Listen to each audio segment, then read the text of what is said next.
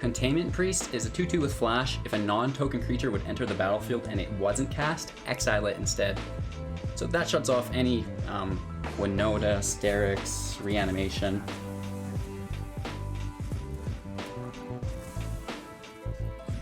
Feels good. We've reset the field, demonstrated Ugin's supreme capabilities. Hey everybody, welcome back. Thanks for taking the time to watch Hello Good Game. We are in our pre-release event for Core Set 2021. I've been invited by Wizards of the Coast with a VIP account to show you guys some of the destructive capabilities of their new cards within the new set, Core Set 2021. I do have to apologize today that we have a little bit of a sync error between the webcam and my voice. So just totally ignore the webcam. It's there. I don't know, whatever, get past it. We'll try to fix it in the next set. Anyways, we're starting today out with Bant Ramp. And as always, we're gonna take a look at the deck list. We're gonna break down the cards, strategies, and synergies within the deck, how they work together. And then we're gonna talk about the different interactions we can find within the new meta in some gameplay footage that we recorded.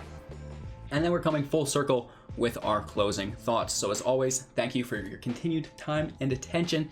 If you find any value within this video, give me a thumbs up and share it to a friend. The deck starts out with 4 copies of Growth Spiral. This is just a staple of any ramp deck. It's an instant, you draw a card, you may put a land card from your hand into the battlefield. We have 2 copies of Hydroid Krasis. This is a 0/0 with flying and trample. It costs 2 plus X, and whenever you cast this spell, you gain half X life and draw half X cards, rounded down each time. Hydroid Krasis enters the battlefield with X +1/+1 counters on it. We have 2 copies of Narset, Parter of Veils. This is our first 3-drop. It's a legendary Planeswalker coming in with 5 loyalty. Static ability of each opponent can't draw more than 1 card each turn. -2. Look at the top 4 cards of your library. You may reveal a non-creature, non-land card from among them, put it into your hand, and then put the rest of them on the bottom of your library in a random order. 4 copies of Teferi Time Raveler, another legendary Planeswalker, this time only coming in with 4 loyalty counters. Each opponent can cast spells only anytime they could cast a sorcery, so no instances, nothing on the stack, nothing during your turn, which is really nice. +1, until your next turn you may cast sorcery spells as though they had flash, which is the exact opposite of his static ability, which benefits you, which is really nice. But again, not enchantments, nothing like this, not creatures, just sorceries, so that's pretty cool. -3, return up to 1 target artifact, creature, or enchantment to its owner's hand, and then you get to draw a card. So it's nice to bounce something of your own, it's nice to bounce something of theirs, and then you get to draw, which is cool. 4 copies of Uro, Titan of Nature's Wrath. This is a 6/6 for 3, so that's incredible value. However, when it enters the battlefield, sacrifice it unless it's escaped, and the escape cost is 4 plus exiling 5 other cards from your graveyard, so it's a little bit harder to cast than you think on first sight. When it enters the battlefield or attacks, you gain 3 life and draw a card. Then you may put a land card from your hand to the battlefield. So another really cool ramp card allowing us to play 2 land on a turn, which is really nice. Moving on to our 4 drops, we have 3 copies of Shatter the Sky. Each player who controls a creature with power 4 or greater draws a card, and then destroy all creatures, which is really cool. A nice field wipe there. Teferi Master of Time. This is a new card that I was really looking forward to playing with today. This is a 4-cost, 3 loyalty Planeswalker, so it looks a little flimsy on first appearances, but it gets up there quite quickly. And you may activate loyalty abilities of Teferi Master of Time on any player's turn. Anytime you could cast an instant, so that's basically anytime. And what's really cool about that means we can activate abilities on our turn and on their turn, so we can +1 on our turn and theirs, which is just devastating. So +1, draw a card, then discard a card. -3, target creature you don't control phases out. Treat it and anything attached to it as though it doesn't exist till its controller's next step. Enter the battlefield, effects don't re-trigger, which is really nice. And then -10, take 2 turns after this one, which is absolutely incredible. Scoop! 2 copies of Tomeo, Collector of Tales. This is a 5 loyalty Planeswalker. Static ability of spells and abilities your opponents control can't cause you to discard cards or sacrifice permanents. +1, choose a non-land card name, then reveal the top 4 cards of your library. Put all cards with the chosen name from among them into your hand, and then the rest into your graveyard. -3, return target card from your graveyard to your hand. So it's a nice way to get anything that you accidentally milled back into play, or just something that you already used back into play. On to our 5-drops, 4 copies of Elspeth Conquers Death. It's an enchantment saga. On the turn that you play it, exile target permanent and opponent controls with converted mana cost 3 or greater. On the next upkeep, non-creature spells your opponent casts cost 2 more to cast until your next turn. And then on your following upkeep, return target creature or planeswalker card from your graveyard to the battlefield, put a +1/+1 counter or a loyalty counter on it, depending on if it was a creature or a planeswalker.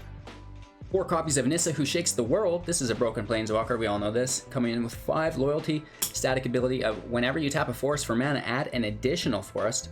A +1 ability, put 3 +1/+1 counters on up to 1 target non-creature land you control. Untap it, it becomes a 0/0 elemental creature with flying, or not with flying, with vigilance and haste, and it's still land. These lands should have flying, that would be deadly. -8, you get an emblem with lands you control have indestructible. Search your library for any number of forest cards, put them into the battlefield, tapped, and then shuffle your library. Of course, we needed Ugin the Spirit Dragon in deck. This is a 8-cost planeswalker coming in with 77 loyalty counters, +2 ability. Ugin the Spirit Dragon deals 3 damage to any target, -X, each permanent, exile each permanent with converted mana cost X or less. That's 1 or more colors, so just not colorless, everything else is getting exiled. -10, you gain 7 life, draw 7 cards, and then put up to 7 permanent cards from your hand onto the battlefield, which is absolutely insane. These spells are accompanied by 2 plains, 2 islands, 2 forests, a single hollowed fountain, 4 temples of enlightenment, 4 temple gardens, 2 temple of plenties, 4 breeding pools, 3 Ketra Triumphs, a blast zone, and 2 fabled passages. It is a best of 1 deck. We're not going best of 3. Typically, Super Friends decks that consist of a lot of planeswalkers do better in best of 1 because they're pretty easy to sideboard against. This does make it a little bit of a hybrid because we are ramping as well. However, with the amount of planeswalkers, I still classify it as a walker's deck. That's the deck list. Let's begin to break down some of the strategies and synergies within the cards and how they work together, right? So I know you're saying, Ugin is 8, he's too expensive, we can't play it. Well, there's a couple of ways around this within the deck. First of all is you just ramp with Nissa, easy peasy lemon squeezy, right? The second off is Elspeth Conquers Death. We bring it back from the graveyard. Well, how do you get it into the graveyard? You can Tameo it into the graveyard, which is really nice. You can also Teferi Master of Time it to the graveyard. Both plus abilities can either search for it or search for something else. So Tameo, if you search for something else, it can still mill Ugin, which is really nice. And then Teferi can just, you draw a card and discard a card. So even if you do get it in your hand, you're not stuck with it. You can easily toss it to the graveyard with Teferi and then bring it back with Elspeth Conquers Death, which is incredibly powerful. That's what the whole deck is based around. Tameo's really great for her -3 to bring back Shatters, to bring back Elspeth Conquers Deaths as well, right? So you're getting additional mana without having to search through your library to find those cards. Growth Spiral, Uro, it's just ramp into Nissa, and then play your Krasis if you get it with all of your Nissa land. Probably don't play your Krasis unless you do have Nissa on the field. You want it to be a big body, you want to make sure that you're getting that nice draw. Narset helps us draw our planeswalkers. Teferi helps prolong the game, right? And then Tameo helps us find what we're looking for. Teferi is a really big threat and people don't know how to deal with it right now, so all eyes are on him. They're really overcompensating on him when maybe they should be dealing with Nissa or something else as a priority, so that's really nice. And then when Ugin hits the field, it's absolutely game over. You can -X and slay his entire board state, which is really, really cool. So we're basically racing to Ugin and then trying to hold value out from there. So ideally your opponent has an empty hand when you Ugin, and that's basically going to be game unless you have an empty hand too. But even then you still have an Ugin on the field to plus, which is really nice. So it's a very simple deck. There's not a lot to it. Play your planeswalkers, get them rolling, assemble Exodias, and decimate your opponent. If you have any questions, be sure to reach out in the comments below or get a hold of me personally in the Discord. I think this is going to be a semi-competitive deck that we see stick around for a while. The cards may balance a little bit differently, but this is going to be an archetype that sticks around within the rank. So, I hope you guys enjoy today's gameplay footage. This was the first deck that we did in our pre-release that we were invited to by Wizards of the Coast. Thank you guys so much. I really enjoy checking out the new set and getting a whole grasp on it to share with my community, right? So thank you guys again. I'm live on Twitch every single morning, 6 a.m. PST. We have daily uploads on YouTube. Don't forget to like, comment, subscribe, hit the bell icon, all that shenanigans. And yeah, enjoy today's gameplay footage. Make sure to watch to the end so you don't miss out on my final thoughts. And yeah, we're going to get into, I think, a little bit of Esper in our next video. So we'll see you a little bit later. Oakley dokley. Let's see if we can get another win. We do have Teferi in hand, which is nice. Lacking the land to play him. But I think we're going to get it. We're also lacking the land for Narset. But when you bet big, right? 2 Shatters, I don't mind. Those are playable, so that's not bad. Hopefully it's an aggro deck. I don't think so. It's I think this is definitely a control deck. He's got Yorion as the companion in blue and white land sources on the field, which is terrifying. Here's our first island though, and yeah, we can play Teferi. He'll help us draw another. He could also really help shut down our opponent's deck. He plays a Teferi, okay. Sorry I'm late. I've got it.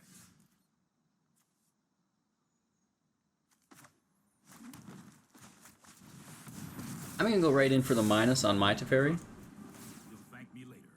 Just getting that draw, making sure we do receive at least some value from it.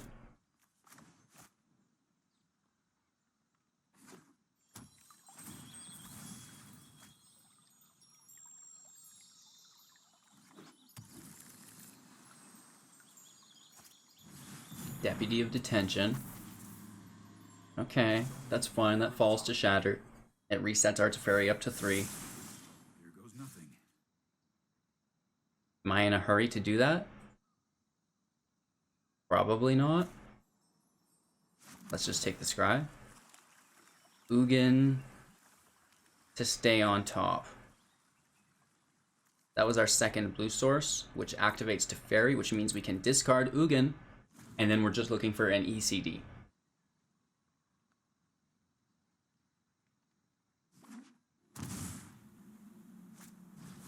Birth of Maltese while holding up 3 mana. Interesting. Teferi's still clicking upwards. We get some damage in. Is there a counterspell here? Let's find out. Playing Shatter. If he's got a counterspell, he'll use it because he doesn't want to give us our Teferi back. Right? There it is. One of them, at least. That keeps our Master of Time safe.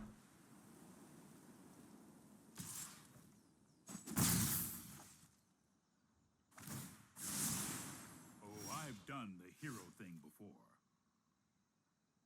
Does he have a counterspell in those 3 cards?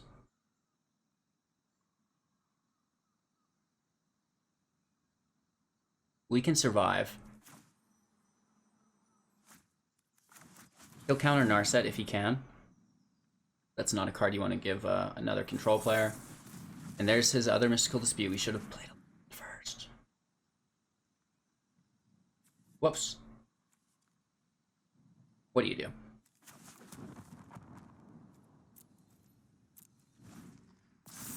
Nonetheless, we do get it out of the way, which means our Teferi should have a higher chance of hitting here.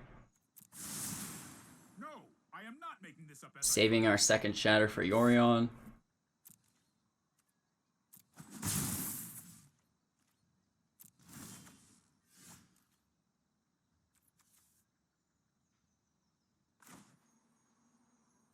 Again, Tamayo's something you need to counter. You can't let that hit the field. That's such an oppressive card. Here is the counter, untapping 4 lands. Isn't that disgusting? Let's Growth Spiral. We can't do it on his turn because of Teferi. Get Nissa. We play our land. We have a really nice hand. with the land base to execute it. It's just going to be, have we survived all of our opponent's counterspells? Have we burnt through them finally? I have 2 Nissas, so let's sacrifice her first. She also helps ramp the others. Another counterspell.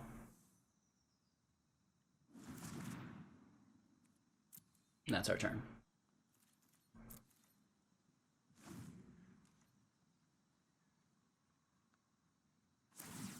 Fairy's minusing for the draw. That means he must not have it. He's looking for it.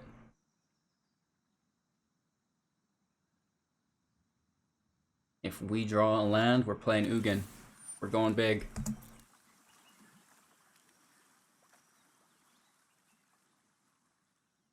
Worst case scenario, he goes to the grave for ECD to grab.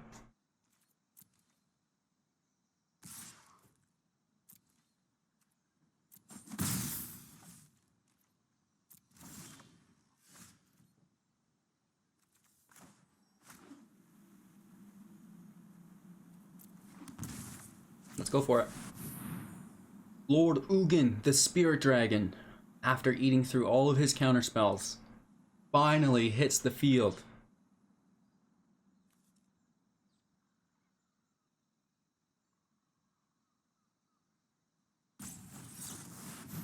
No, you dirty dog. That is the best counterspell in the game.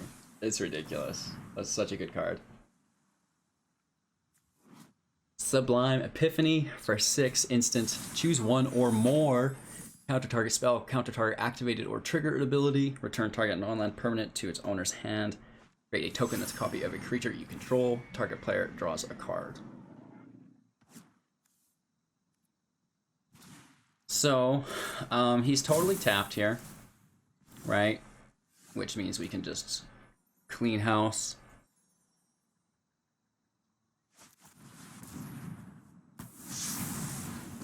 Which is fine.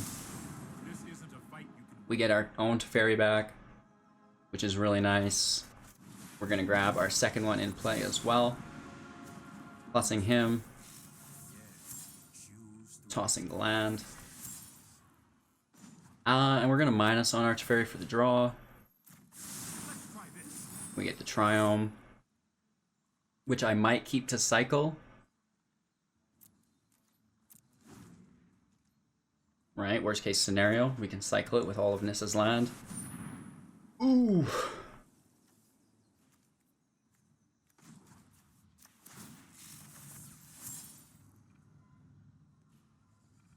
Bouncing his ECD is really bad. So that's no good. Losing our Teferi, he can bring back his Yorion. I'm surprised he didn't bounce his own ECD.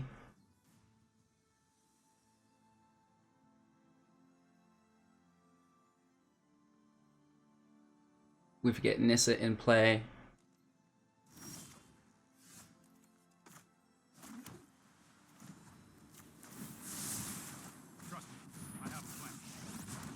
She kills Teferi.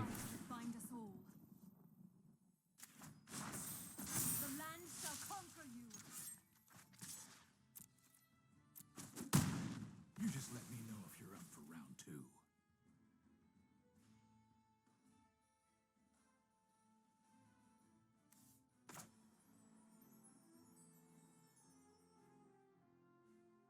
I'm going to play our other Teferi on top, just to look for an additional card.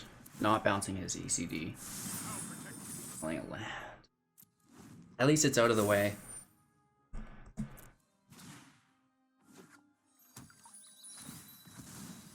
Five cards in hand, ECD on the field. Not a good feeling.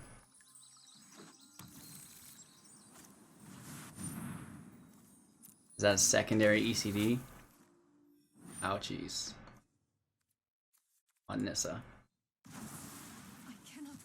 We could use a couple of those, that's for sure.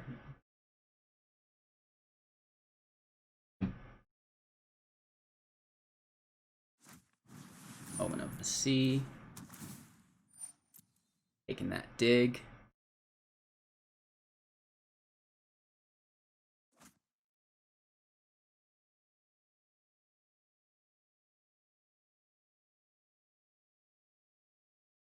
3 mana left. Does he have a Teferi? Is he going to hold up a counterspell?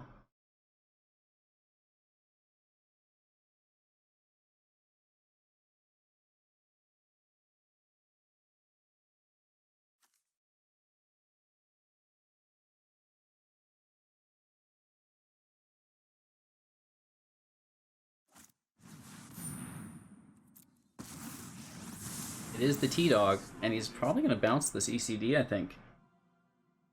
Where's Omen? Or the land? I mean, the land makes sense.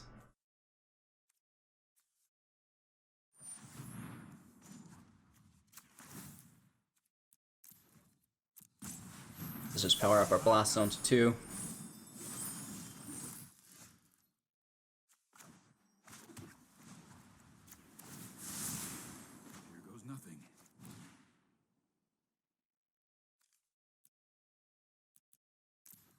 Hydroid Krasis dodges ECD. The card draw is really what we wanted here. He can grab Yorion back.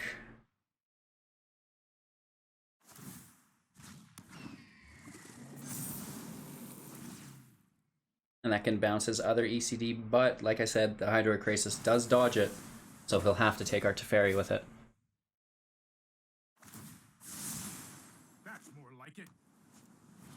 Oh, Glass Casket gets it though.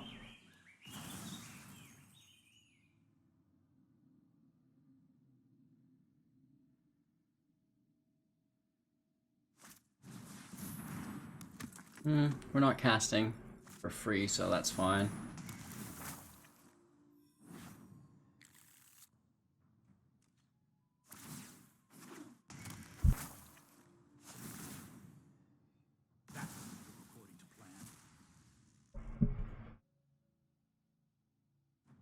Taking that huge draw. I mean, we could top deck that ECD like we wanted. Let's take the Scry. Maybe we can draw it with an Uro or a Teferi. Negative.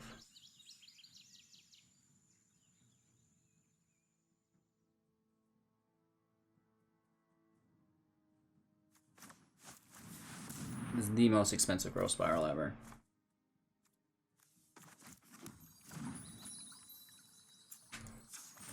Fabled Passage. Thinning our library.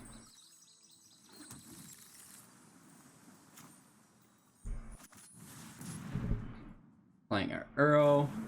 It gets sacked. We play our other land. We do find Ugin. And we do want to pay life for this. Right, that'll allow us to Growth Spiral. We have to do it now because he has Teferi on the field. Another land is fine, with the Scry even better. Scry land can go. We have enough to play our Ugin and minus everything on the field. We burnt through so many counterspells. I don't think he has more. Here we go. And this is why Ugin is so powerful.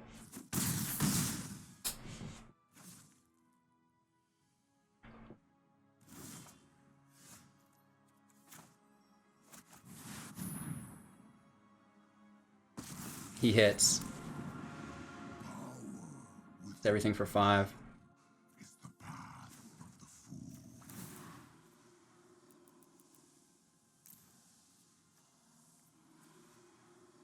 Ugin cleans house here.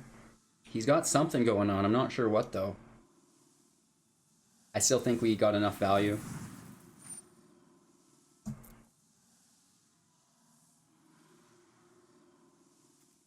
Containment Priest is a 2/2 with flash. If a non-token creature would enter the battlefield and it wasn't cast, exile it instead.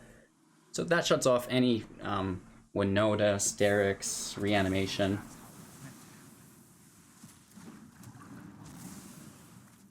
Ah, feels good. We've reset the field, demonstrated Ugin's supreme capabilities, and hopefully have begun to swing this match around. Oh, Shark Typhoon, are you joking me? Don't do that. Right into a berth for a shark. Oh no. We have a Nissa, we have a Teferi, we have an Uro. We are okay.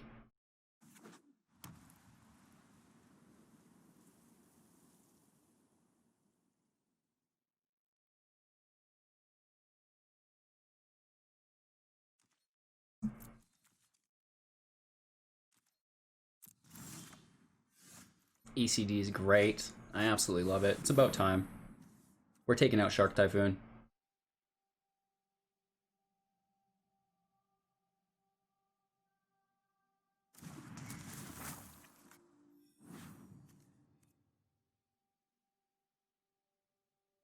Please and thank you. Also, please don't concede, mister.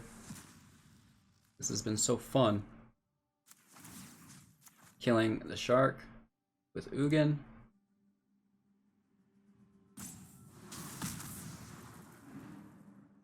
And then playing our Uro.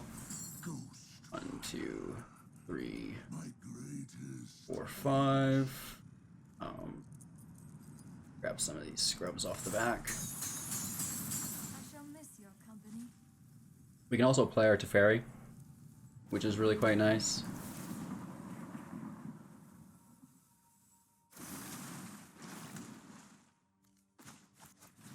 Let's play our T-top. And I'm actually going to do an immediate bounce on our ECG just because it's such high priority. And we get to draw. That's my turn. All made possible because of Ugin's minus ability. He gets a Dream Trawler. Admittedly, that's really good.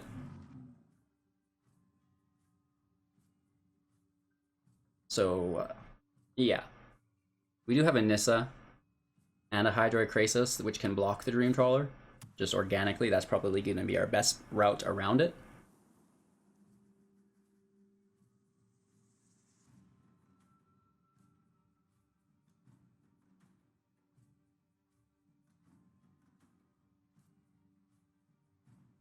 A reminder that there is a little bit of lag with my webcam and the game today, but nonetheless, demonstrating the power of Ugin.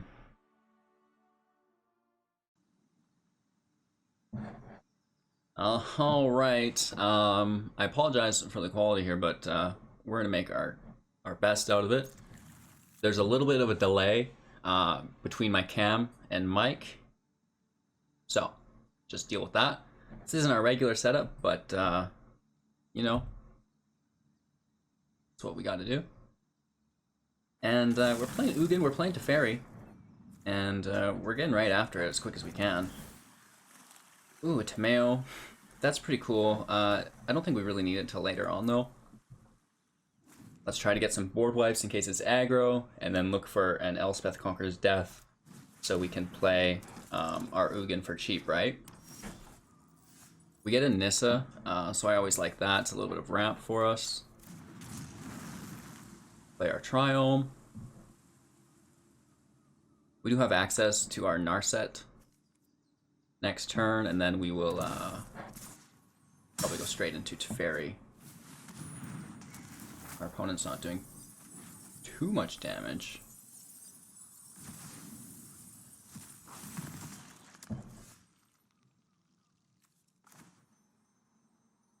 Or do we ramp into Nissa?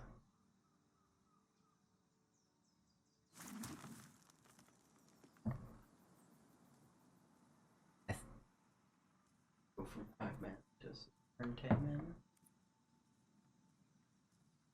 Actually, that's just. Let's hold the phone, and we'll try to ramp slowly. See what he does. I do see the Terror of Peaks in the graveyard, so this is actually a pretty frightening deck. We're gonna need to get around that somehow.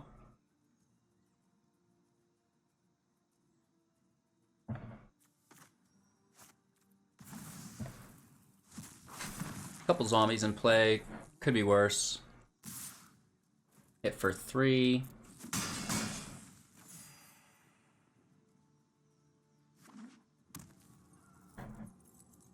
And let's take our Growth Spiral. Playing our Temple.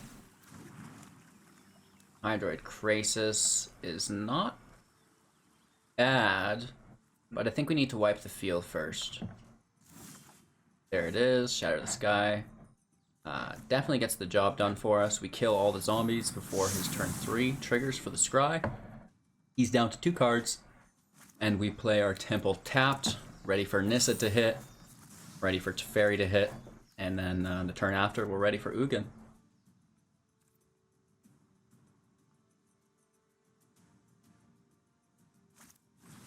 The Wanderer can exile creatures. We don't have any creatures. And this is awesome. So we're playing Teferi. We're using his plus ability to draw a card, and then we're discarding our Ugin, which is exactly what we want. Triumph comes into the battlefield tapped. Opponent's turn. We now get to use our Teferi abilities again, which is really cool. So again, we're using our plus ability on his turn for the draw, getting rid of our Fable Passage. Whatever, it doesn't matter. Elspeth Conquers Death now hits the Wanderer. And it will bring our Ugin in play for us a little later. And we can plus our Teferi again for another draw. Breeding Pool can go, I guess. And let's play the Trial. And again, Teferi can plus again here on our opponent's turn. So you see just how active Teferi, Master of Time, can be. Let's get the plus. I guess we're just going to discard an Uro. It comes straight back to us. Nissa comes out. Lands and tapped. Plussing the land here. Plussing our Teferi as well. We can discard him. And, yeah, by golly, let's play our Narset. Just stacking the Planeswalkers, building Exodias, who's innocently meowing at the door. Right?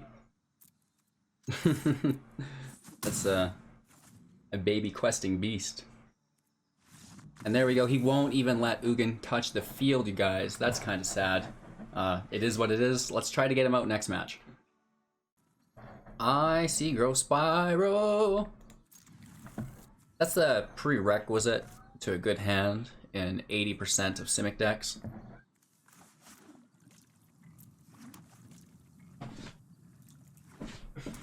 There's a questing beast at the door. It's about breakfast. Oh, sorry about that. That's absolutely brutal. I wish I had warning of that. Let's island this Growth Spiral in. I'm really sorry for the quality, you guys.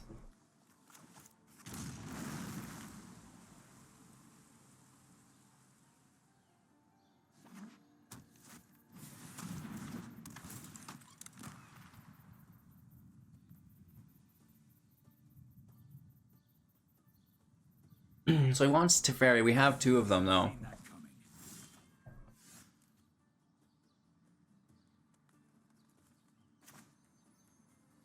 And it's a nice way to get them both. He's going to need to go back into our hand and grab Nissa, because we have the ability to top deck it. Oh, nice.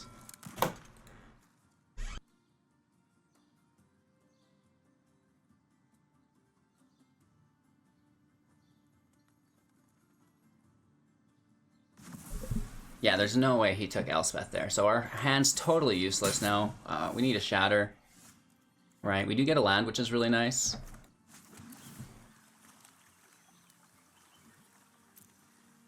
Looking for that Shatter, though.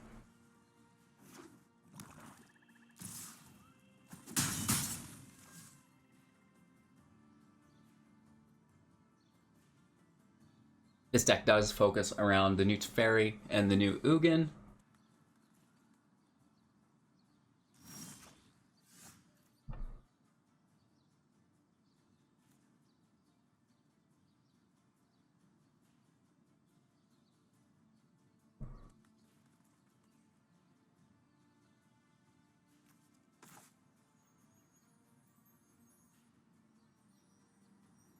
Let's just try to keep ramping, looking for a Shatter.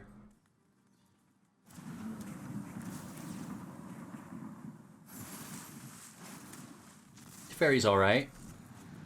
We don't necessarily mind that too much. We can support the damage output that he has. It's not too much. I'm suspecting that there's a lot of removal on the back end.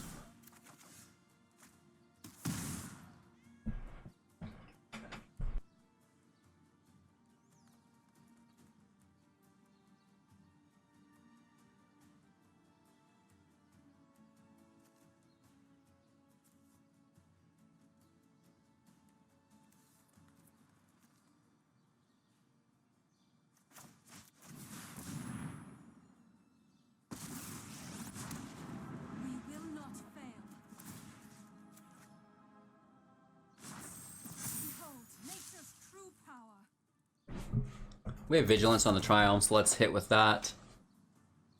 He could have removal, right? Eliminate. Bummer. Just getting wrecked today.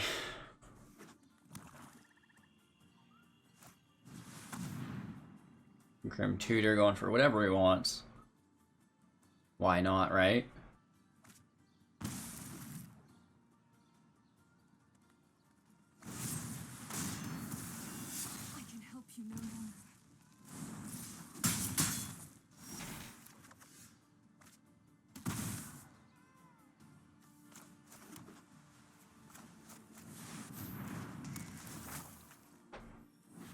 Alright, we do get an ECD in play, which is nice. As we do have a Nissa in the grave, we can bring that back. And he's down to 2 cards. We're still at 14 life, so he's going to need to do something. And that's the one downside of these freebooters, is that, well, they remain on the field, so you don't get to have those cards forever. It is a question of what he tutored, though. Peer into the Abyss. Oh, that's very, very good. So that's a hot draw, but he's totally tapped. Yeah. This is messy.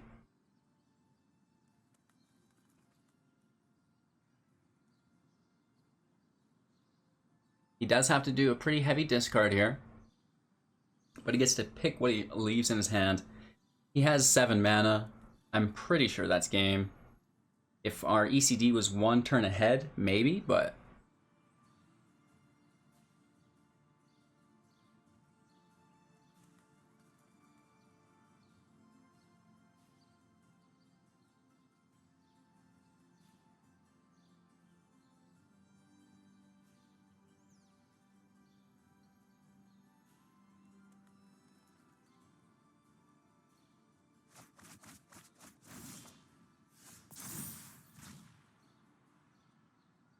If only we could Teferi plus into a Shatter, that would be pretty cool. Let's just clean house here. Take our cards back. And see what he does. We have 12 life, and a Nissa coming out next turn. With a Teferi on the back end. He's got more freebooters. That's fine. We've got an even harder decision for him to make this time. Does he take Nissa? Okay, he takes ECD. That's a good play.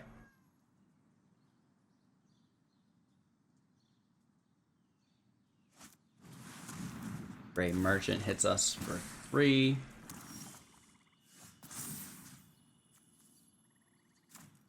Nissa comes in play. Take a Scry for Ugin. That's really good. How can we get that in play?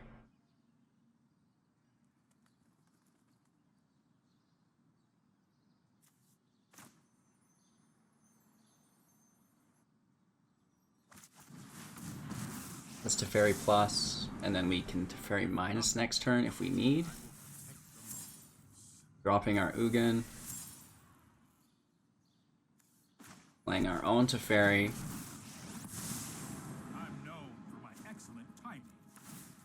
Minusing on his freebooter for our ECD back. Plussing on our Triome. No attacks. So we can minus our Teferi in response to something here. That's going to need to be our go-to move.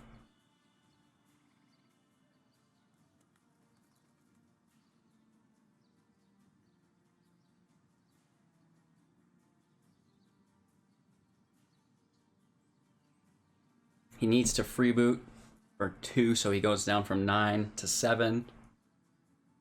Because ECD can't stay in my hand.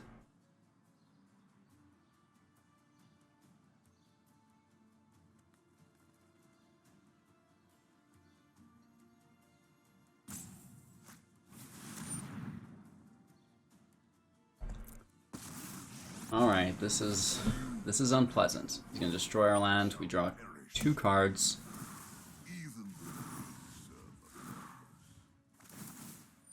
And then we receive 2 damage. We get hit by another 2 with his Gray Merchant. He kills our Nissa. I guess we can phase out his Gray Merchant if we want. To save 2 damage, I don't know if that's worth it, or we just keep plussing.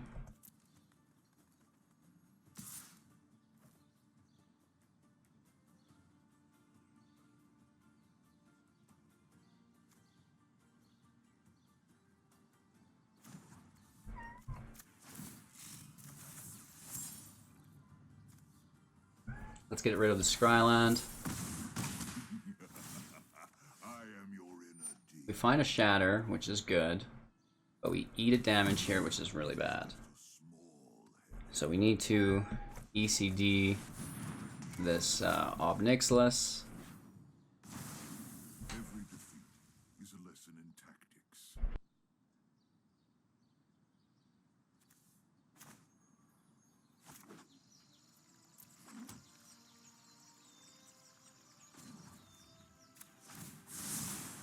Don't worry, I got this.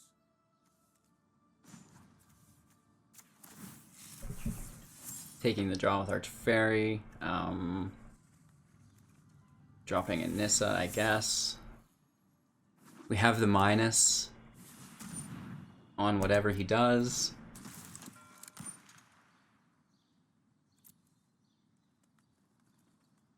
Taking Ugin here. Okay.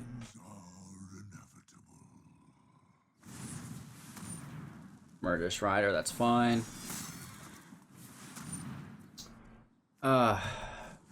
This sucks.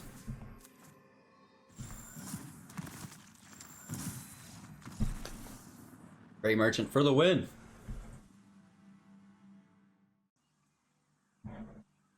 This hand looks a little aggressive. 2 Shatters, which I guess is fine. Start with the Scry. I mean, how many land can you have, right?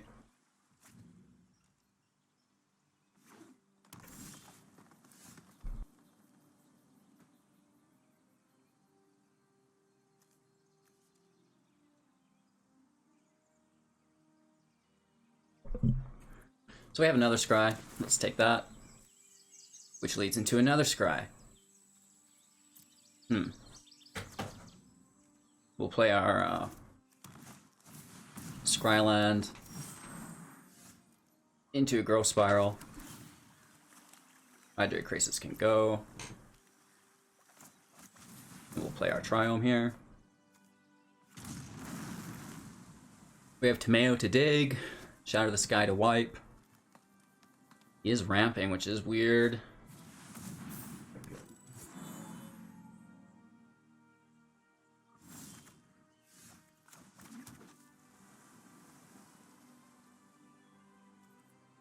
Let's just clean it.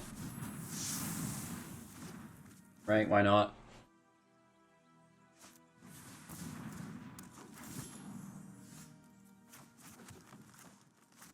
Let's play our Nissa.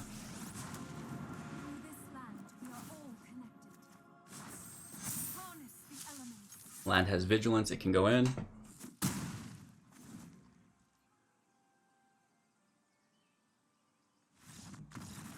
People are just auto-conceding when they are not getting the win. Awesome. Alright, the hand looks fine. Any hand with a Growth Spiral is good. And Url's great as well. Hydrate Crisis is, I guess, just a little bit extra. Chatter can stay up top. We do like to have a little bit of removal.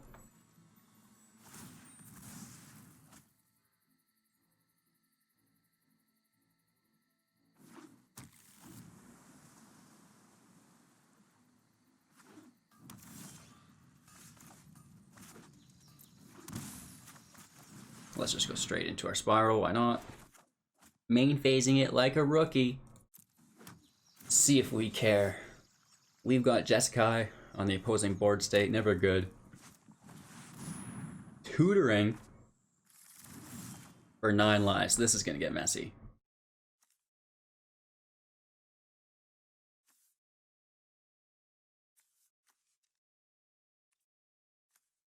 Let's just play to Fairy and plus, and we can just bounce it back to his hand. Here we go.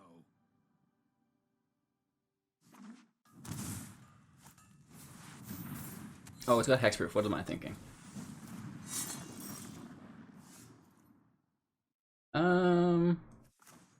I guess let's try to ramp, look for a land, hopefully we find one. We can't. Let's just minus here. We can place the spear back in his hand. There's the land. Coming in tapped. So he's gonna hit us with role reversal. So we can't have any enchantments played on us, is the thing.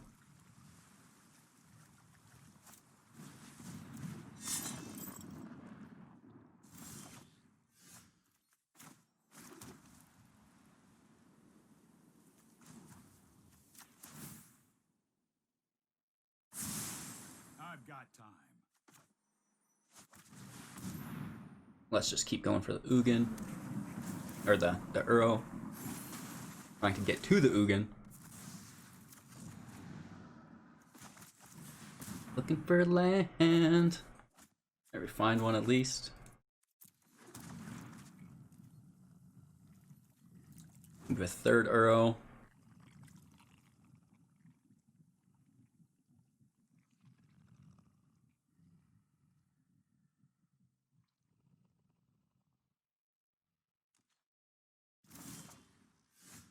Probably gonna get countered here. I guess the land can stay, right? Plus Teferi. I guess he actually can't counter when Teferi's on the field. But what am I thinking? We complete anonymity from that. We pull the land, it goes in. We must be getting close.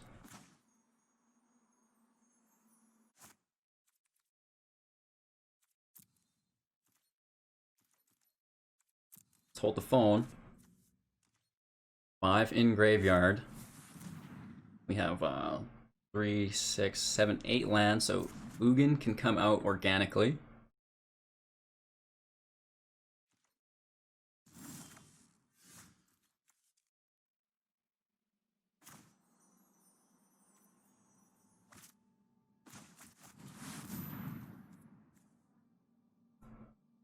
He can -3 on 9 lives. He does kill our Teferi as well, but that's fine. Let's submit 0 so we kill the spear as well.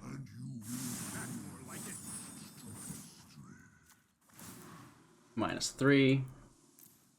Kills 9 lives, kills the spear, kills our Teferi, leaves Ugin alive. Good game. Alright, keeping 6 here. We're gonna throw our Krasis away. Start out with our Scries.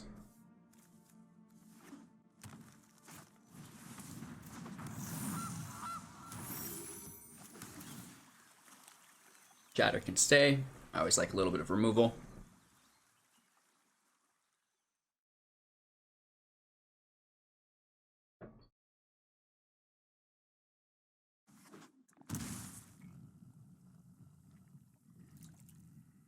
He wants to drop 3 on us.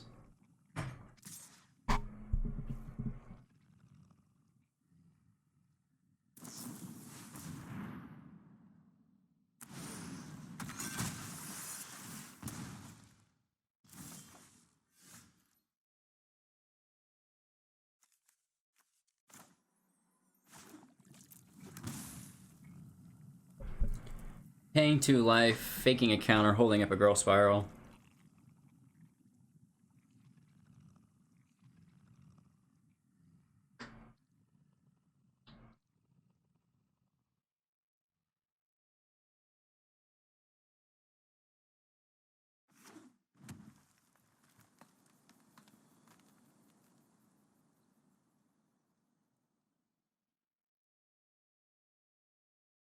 waiting for our opponent. He's petrified. We have a Teferi, I guess, that can bounce this octopus next turn.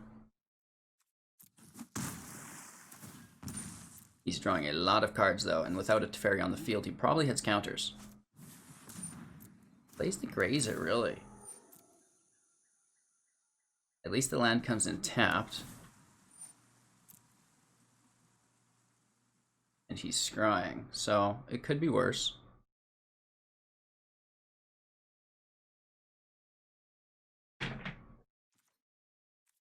Let's do our growth spiral here.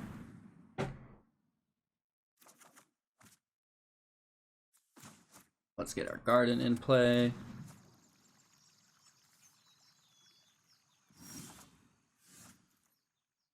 Is there going to be a counterspell?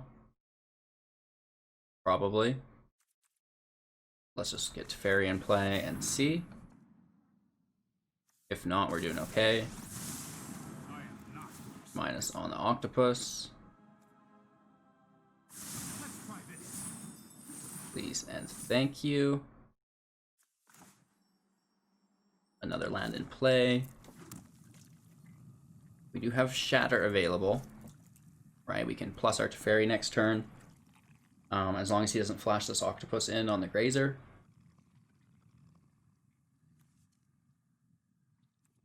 I doubt this though. Right? Okay, perfect. You can't cast Flash with the Teferi on field is the reasoning why. I always forget this. Like, when I'm against Teferi, I always remember. But when I have the Teferi, I'm always forgetting. And it's the opposite with Narset. When I have Narset, I always remember they can't draw. But when they have Narset, I always forget. So he gets to play it on his main phase, and he still has the option to kill my Teferi. I do believe he misses the draw here, though. Which is fine play.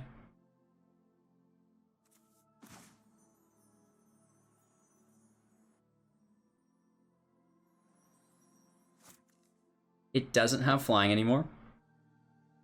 So let's try to squeal Nissa in play. He does have 3 mana.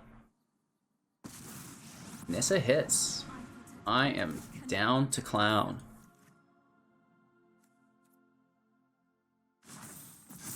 Temple Garden actually shouldn't have been what was played there, just because of the fact that we need it for our Shatter, potentially. So if he wipes one of our planes, we have to wipe our second planes ourselves. Thankfully, we have another in our hand that saves that scenario from happening, but it's just something that we should have thought of first that we didn't.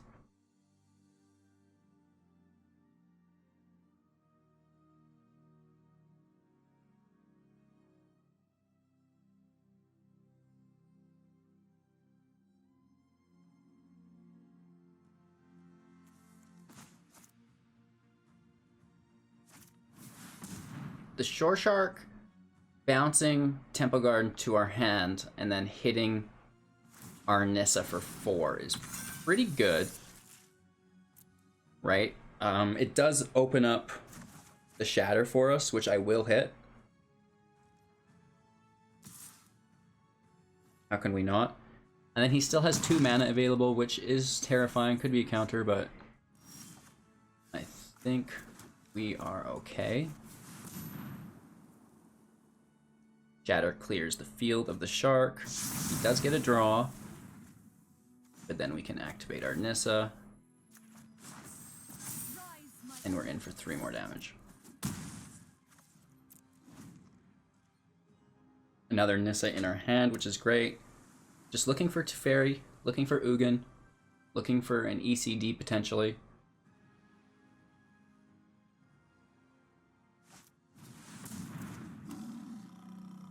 Razor without a mutate stack. Directly into it in Elspeth Conquers Death.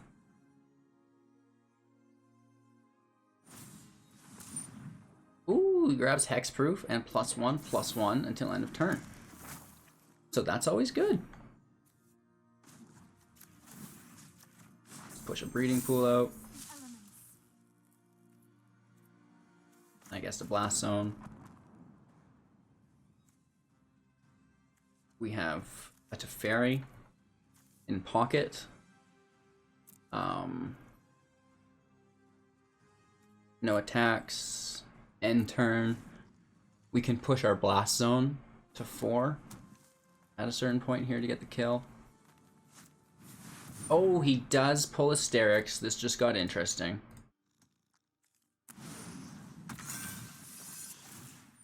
He only gets 1 permanent at least, and it's a symbiote.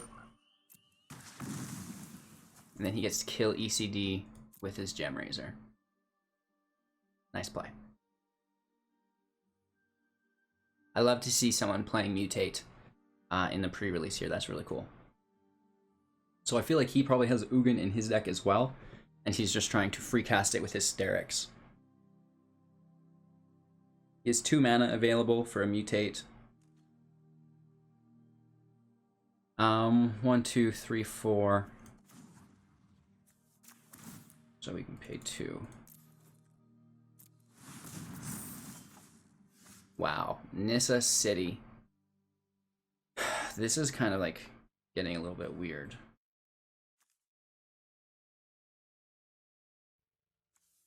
Right, we want to put 2 on.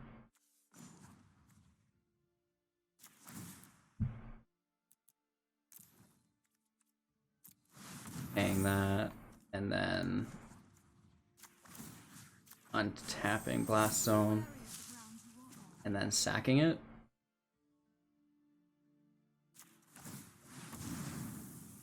It does kill our Nissa though. Luckily we have backups.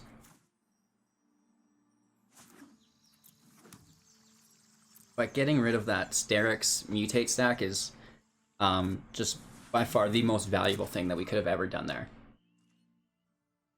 Right, if he's going to run away with the match, it was with Sterix. And now we can kind of just drown him out again with more Nissa. I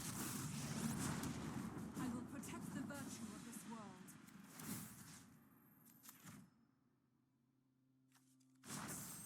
Rise, my elemental friend.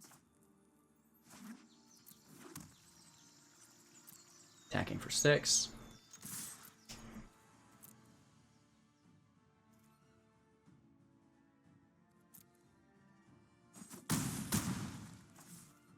Ending our turn, and we have a growth spiral as well. So hopefully drawing that Ugin. Paying life for the land. There's his Ugin. Very nice. So Ugin can wipe the field with a -5 here. But he just walks out. Good game. Alright, Bant Ramp. I think it's very powerful. We can get beat, obviously, like we've seen. However, if you can get going and you can get a little bit of sustainability out on the board, GG's. I think 2 Ugins might not even be enough. We might want 3 in there. Maybe drop a Tomeo or a Nissa for an Ugin. I don't know. It's just so powerful, and if we increase the amount that we have, then the draw consistency of him being there will be higher, which is really nice, and then we can use him like more consistently, right? So this was Bant Ramp in the M21 core set pre-release event. I was invited by Wizards of the Coast. Thank you guys so much for doing that. Looking forward to making another year of great content for you all. Thanks for watching. If you found any value, be sure to share this out to a friend. If not, just like, comment, subscribe, hit the bell icon so you're notified of my future uploads, and you can do it all again, which is the funnest part of this, right? Stay tuned. Next video, we're playing Esper Walkers, so I hope you're ready. And yeah, we'll see you guys in a little bit.